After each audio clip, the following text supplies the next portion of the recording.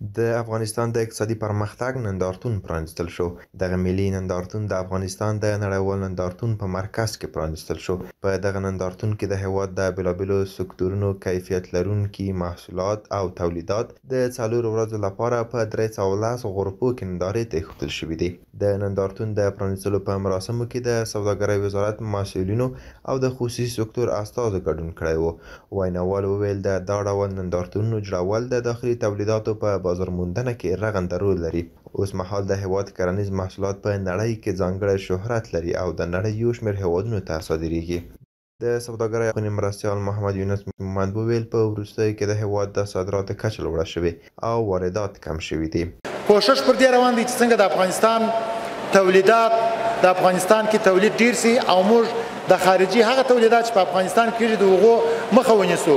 زموږ غږ دی پر همسایګانو پر ټولو باندې چې راسي په افغانستان کې سرمایه گذاري وکړي. افغانستان د سرمایه گذاري د پاره 6% دی. تقریبا افغانستان اوس په صنعت کې، په تجارت کې، په ترانزیت کې، په زراعت کې خپل مختلف پلانونه لري. با اساس همو پلان‌های 5 ساله و 6 ساله به پیش میره.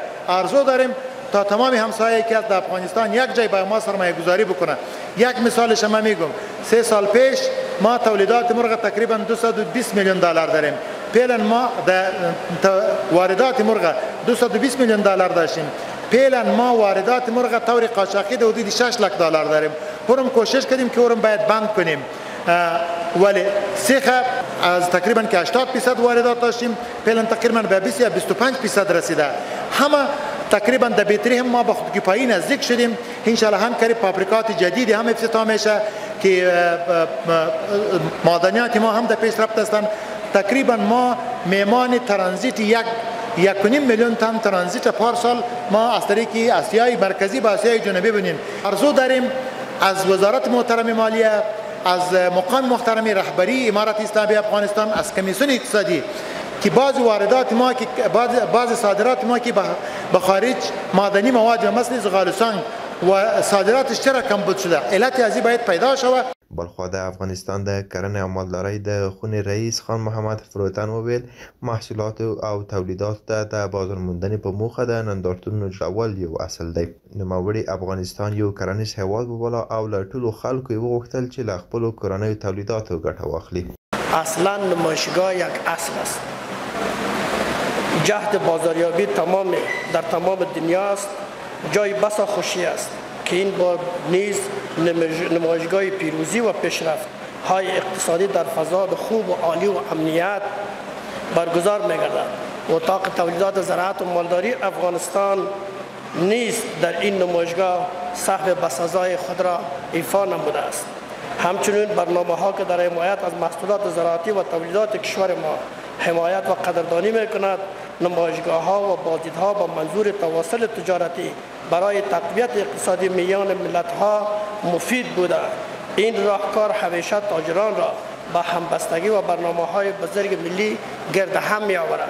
و همچنان ما از تمام برادران و بزرگوارای در اینجا خواهش میکنم که از تولیدات افغانستان باید استفاده نماییم. تا تولیدات نباشد زراعت پیش وطن به طرف ترقی و شکوفایی و به طرف رفاه نمیریم.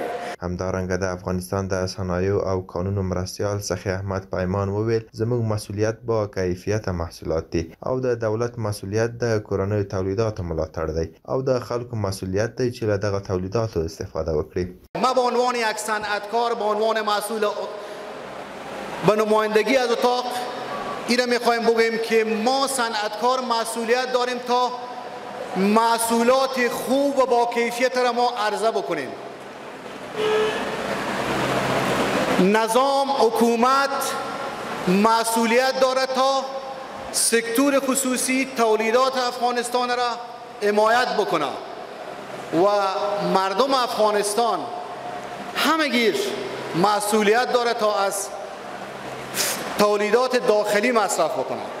د یادونې وړ ده چې په وروستیو کې د داخلي تولیداتو د ملاتړ په موخه دا ډول څو نندارتونونه جوړ شوي چې د کورنیو تولیداتو لپاره د بازار موندنې په برخه کې ښه اغېز کړی دی.